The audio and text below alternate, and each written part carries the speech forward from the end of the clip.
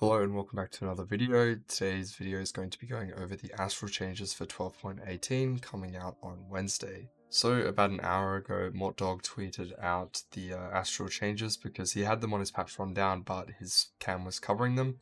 So you can see here all of the numbers which go over exactly what type of loot you can expect when running different intervals of astral star levels. Previously, we had another chart, which you can see here in black, which is going over the old astral loot tables. And so as you can see here, what I've done is just put them side by side. So the new numbers are here in the white Excel spreadsheet, and then the black columns here, this is what the old loot intervals were here. As you can see here before, if you ran 3 to 6 star level of the astrals, you get 1.1 gold on average. And if you jumped up to 7 to 9, you get 2.6.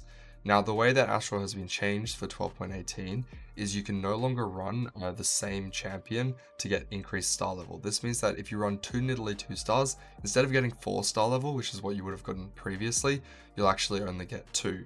The only exception to this is Double Trouble, although I have been told that it's slightly buggy, so I'm not 100% sure if that's very consistent.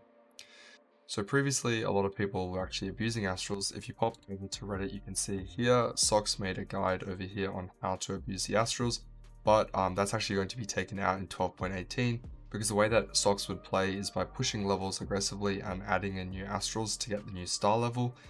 And this way you can get a lot more econ by hitting the 7 to 10 breakpoints. In case you don't really know what's going on here, astrals will actually give you more loot based on the star level of the combined number of astrals on your board.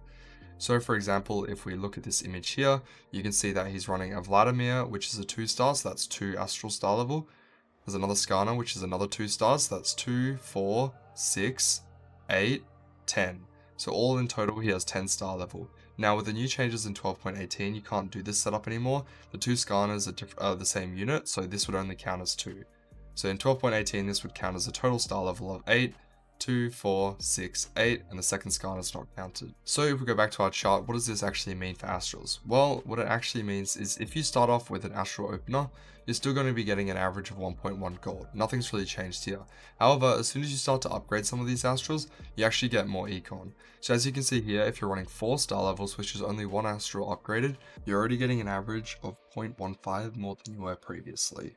And let's say you get an opener of 5 astral and then you get another upgrade, which is very common. Let's say you have a Nidalee 2 star, a Skarner 2 star, and a Vladimir. You're already getting an average of 1.46. And the jump up if you decide to play a Lux or Varus on top of that is up to 7, which is a huge spike. Now what you can see here is there is a slight nerf. Previously you were getting 2.6 gold on average when you're running anywhere from 7 to 9. So obviously 7 here has gotten a slight nerf because it's only 2.45.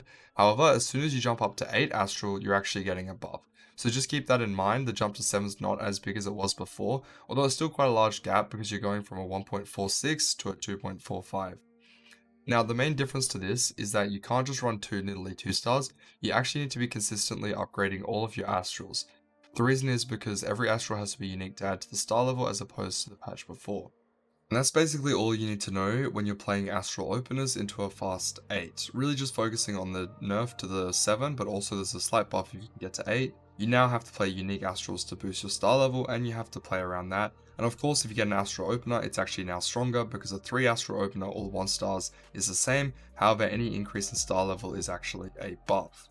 Now, that's pretty much the end of the video if you don't care about playing astral rerolls, but this does actually change how you can play astral reroll to get some of these better loot tables, and as in my opinion, it got a slight buff.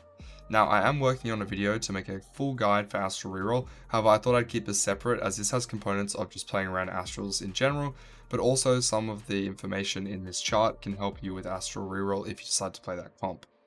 Now, moving down to the later star levels, we can see that it starts to get a little bit more complicated once we get into the charts here of 8 star level.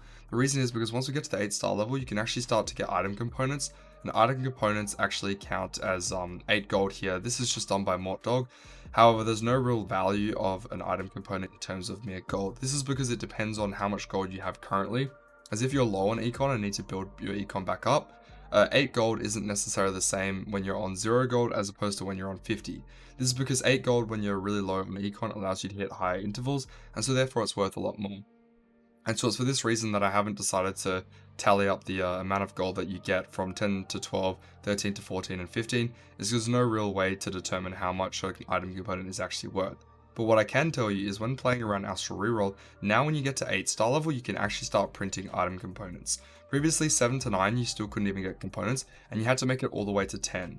Whereas now, if you're playing around 9 astrals, you can actually start to farm item components on 8 and 9, as you're getting a 5% odds on 8 and 12% odds on 9.